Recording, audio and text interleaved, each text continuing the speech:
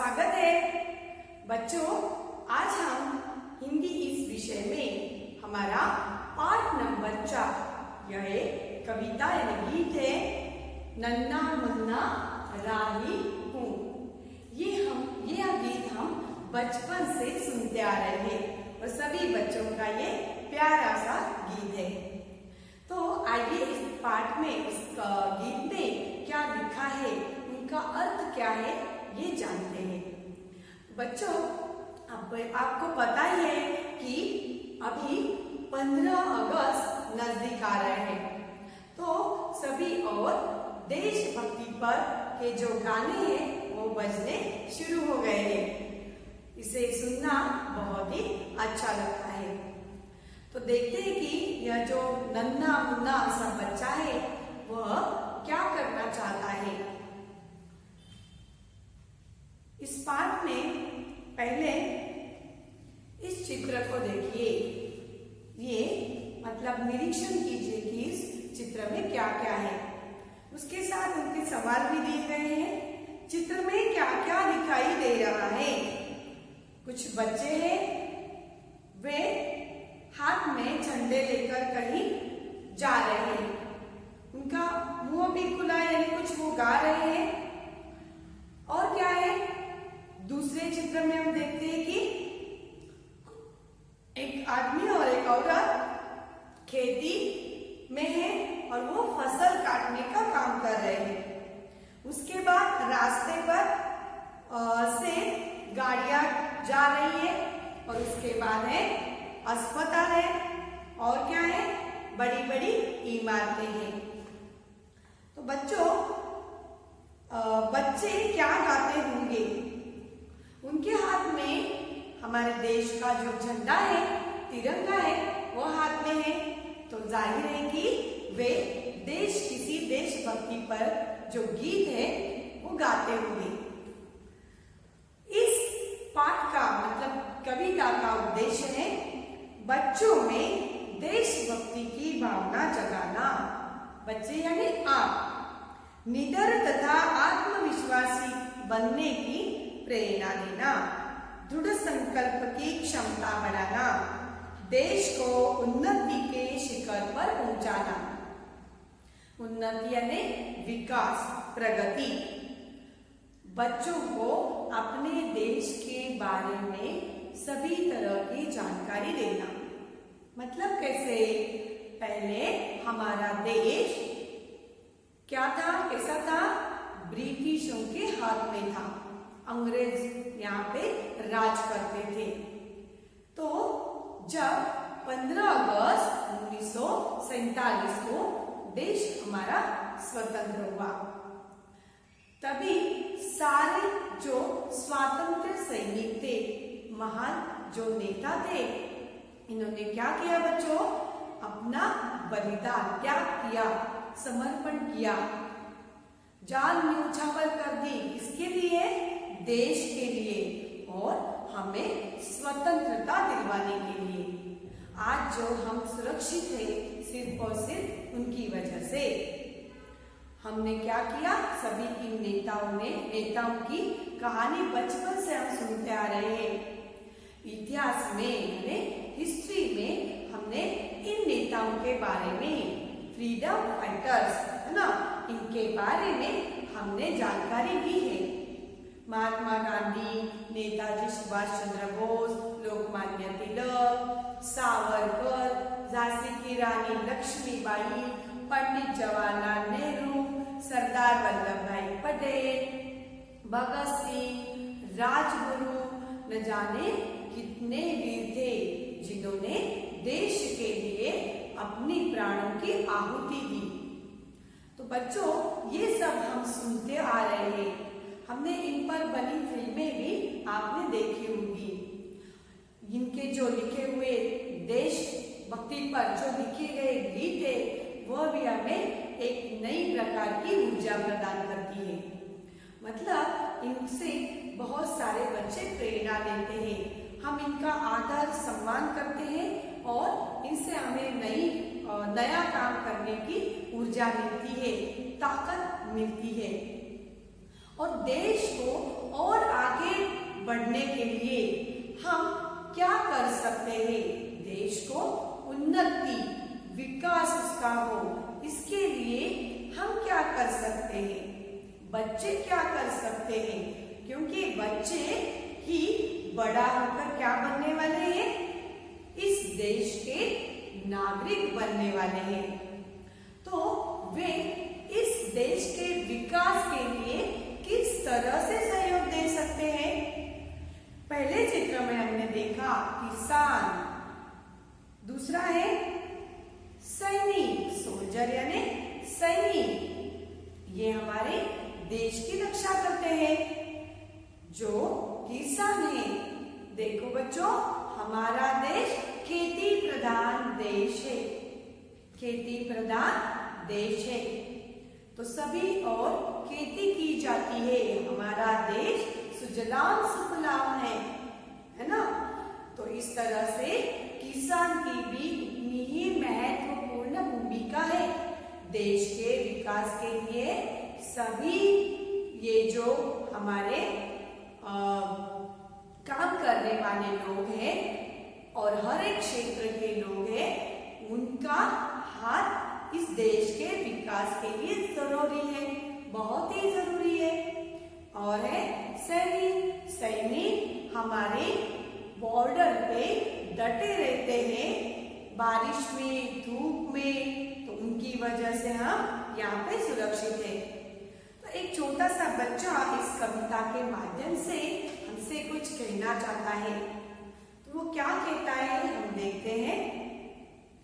नन्ना मुन्ना राही हूँ, देश का सिपाही हूँ, बोलो मेरे संग जय हिंद जय हिंद जय हिंद। रास्ते पर चलूंगा न डर डर के, चाहे मुझे जीना पड़े मर मर के, मंजिल से पहले न लूंगा कहीं दम, आगे ही आगे बढ़ाऊंगा कदम। धूप में पसीना बहाऊंगा जहाँ, हरे भरे खेत लहराएंगे वहाँ, धरती पे पाके न पाएंगे जन्म, आगे ही आगे बढ़ाऊंगा कदम। नन्ना मुन्ना राही हूँ, देश का सिपाही हूँ, बोलो मेरे संग जय हिंद जय हिंद। तो इस प्रकार से एक छोटा सा बच्चा है, वह कहता है कि मैं छोटा सा बच्चा हूँ, नन्ना सा मुन्ना सा, नन्ना यानी छोटा, नन्ना सा मुन्ना हूँ, नन्ना मुन्ना राही हूँ, राही यानी यात्री, ट्रैवलर, जो कि रास्ते से पथ से जा रहा है। तो वह क्या कहता है कि अपने देश के बारे में वह कुछ कहना चाहता है, और ये बच्चा सिपाही बनना चाहता है, सिपाही, देश का सिपाही यानी सैनिक, सोल्जर। नन्ना मुन्ना राही हूँ, देश का सिपाही हूँ, बोलो मेरे संग जय हिंद जय हिंद। बच्चा कहता है मैं छोटा सा सिपाही हूँ, छोटा सा इस देश का सैनिक हूँ, और आप भी मेरे साथ जय हिंद के नारे लगाइए। अपने देश के बारे में मुझे बहुत ही प्यार है। जय हिंद, हिंद यानी हिंदुस्तान, हमारे देश को भारत, भारतवर्ष, हिंदुस्तान, इंडिया ऐसे नाम है। तो हम हमारे देश से प्रेम करते हैं, हम प्रतिज्ञा लेते हैं, भारत मेरा देश है, सभी भारतीय मेरे भाई बहन हैं। तो इस प्रकार से हम प्रतिज्ञा लेते हैं, मतलब हमें हमारे देश पर गर्व होना चाहिए। हम अपने तिरंगे को हमेशा ऊंचा ही रखते हैं। देश के बारे में जो भी वस्तुएं हैं या किसी कोई भी बात हो, उसका हम आदर सम्मान करते हैं। तो ये छोटा सा बच्चा भी क्या कहता है, मैं इस देश का सिपाही यानी सैनिक बनना चाहता हूँ। रास्ते पर चलूंगा ना डर डर के, जिस राह पर मैं चल रहा हूँ, जिस रास्ते पर से मैं जा रहा हूँ, वहां चलने के लिए मैं बिल्कुल भी नहीं डरूंगा। उस पर चलने के लिए मैं बिल्कुल भी नहीं डरूंगा। चाहे मुझे जीना पड़े मर मर के, मतलब उस रास्ते पर जाते हुए मुझे कितनी भी बाधाएं आए, समस्याएं आएगी, लेकिन मैं पीछे नहीं हटूंगा। मंजिल से पहले ना लूंगा कहीं दम। मंजिल यानी लक्ष्य, गोल, ध्येय। अपना जो लक्ष्य है, ध्येय है, उसे पूरा होने तक मैं चलूंगा। उससे पहले मैं हार नहीं मानूंगा। देखो बच्चों, जिस तरह से अभी मैंने जो महान नेताओं के नाम लिए, उनका लक्ष्य भी यही था, भारत की स्वतंत्रता। तो उन्होंने क्या किया, अपने प्राणों का त्याग किया। किसके लिए? देश की स्वतंत्रता के लिए। तो देश की स्वतंत्रता ये उनकी मंजिल थी, ध्येय था, गोल था कि हमें स्वतंत्र होना ही है। तो उसके लिए उनको कितनी सारी समस्याएं आई और उन्होंने क्या जिंदगी सही है, ये हमने पढ़ा है इतिहास में। तो इसलिए बहुत सारी कठिनाइयों का सामना हमें करना पड़ता है। जब हमारा लक्ष्य कठिन हो तो उन पर उसे पाने के लिए हर तरह की समस्याएं हमें आ सकती है, लेकिन हमें इन परेशानियों को दूर करके क्या करना है बच्चों, आगे बढ़ना है। तो इसीलिए बच्चा भी कहता है, चाहे मुझे जीना पड़े मर मर के, मैं जो अभी जिंदगी जी रहा हूँ वो बड़ी ही खुशी से जी रहा हूँ, लेकिन अच्छी से मेरी जिंदगी अभी है। लेकिन जब मैंने ये ठान लिया है कि मुझे इस रास्ते पर से चलना है और मुझे ये इस मंजिल तक पहुंचना है, तो वहां पे जाने के लिए अगर मुझे कुछ भी करना पड़े तो मैं करूंगा। उसके लिए मुझे कुछ भी झेलना पड़ा, सहना पड़ा, वो मैं सह लूंगा, लेकिन कभी भी अपने मंजिल से पहले हार नहीं मानूंगा, दम नहीं लूंगा, मतलब कभी मैं थकूंगा नहीं, रुकूंगा नहीं। तो मैं क्या करूंगा, आगे ही आगे बढ़ाऊंगा कदम, मतलब मैं अपना पैर आगे बढ़ाऊंगा, मतलब वो परेशानी, उन समस्याओं के पार कर जाऊंगा और अपनी मंजिल तक पहुंचने के लिए कोशिश करूंगा। धूप में पसीना बहाऊंगा जहां, धूप जो हमने देखा है कि जब खेत में किसान जब काम करते हैं तब वे न बारिश देखते हैं न धूप देखते हैं, वो हमेशा अपने खेती का काम करते रहते हैं। और भी बहुत सारे श्रमिक हैं जो कि धूप में काम करते हैं, लेकिन फिर भी धूप से नहीं डरते हैं, क्योंकि हम उनको क्या करना होता है, उनको उनकी मंजिल तक पहुंचना होता है। किसान को अपनी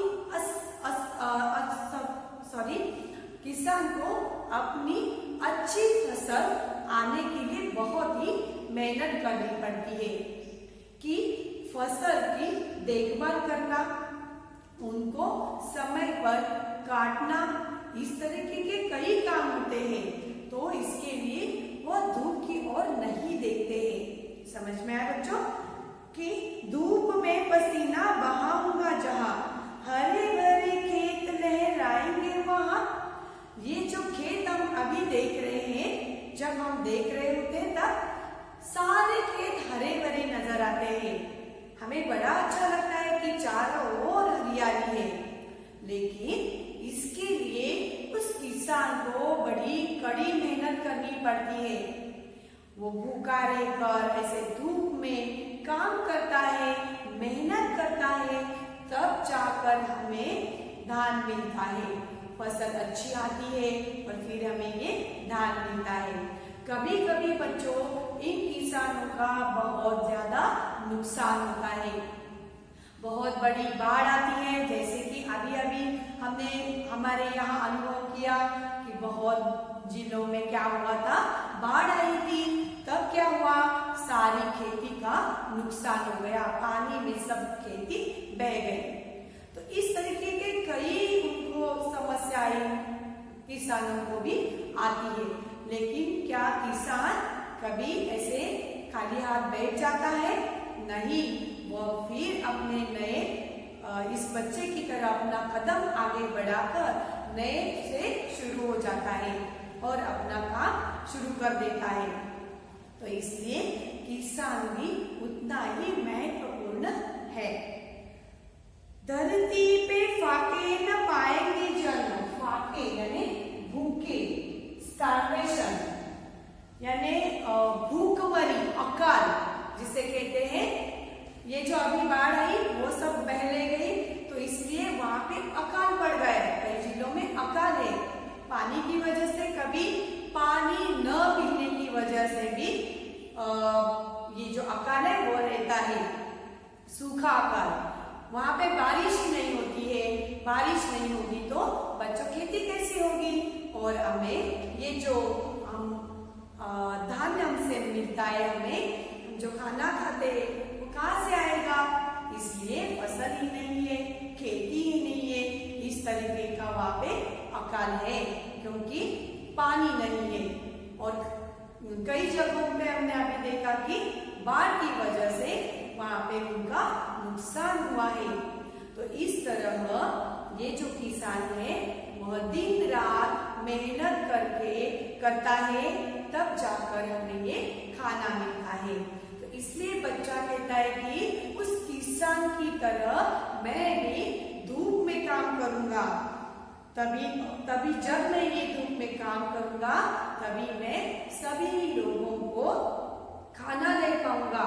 जहां पर मतलब अभी भी हमारे देश में बहुत ऐसे लोग हैं, जनता है, जो कि आज भी एक रोटी तक उनको नहीं मिलती है, भूखे पेट सो जाते हैं। तो इनके लिए बच्चा कुछ करना चाहता है। छोटा सा नन्हा मुन्ना सा बच्चा है, लेकिन उसके विचार बड़े महान है। वह कहता है कि इस देश में अगर किसी जगह पर अकाल है या कोई भूखे पेट से जो लोग सो रहे हैं, उनके लिए मैं खेती करूंगा, उनके लिए मैं मेहनत करूंगा और उनके खेत फिर से एक बार हरे भरे हो जाएंगे और फिर मैं उनके लिए खाना दे सकूंगा। धरती पे फाके न पाएंगे जन्म, मतलब यहाँ पे कोई भी देश में लोग भूखे नहीं रहेंगे। ओके, आगे ही आगे बढ़ाऊंगा कदम।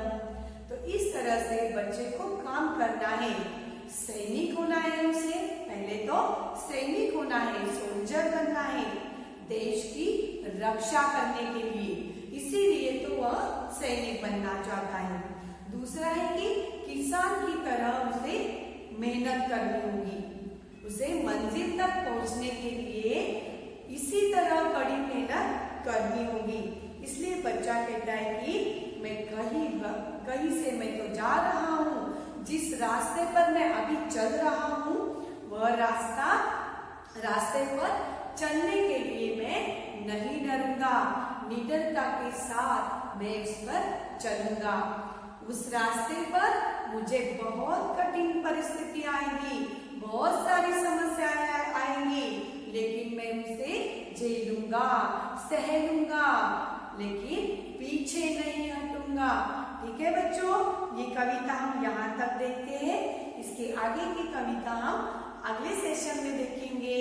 तब तक के लिए थैंक यू।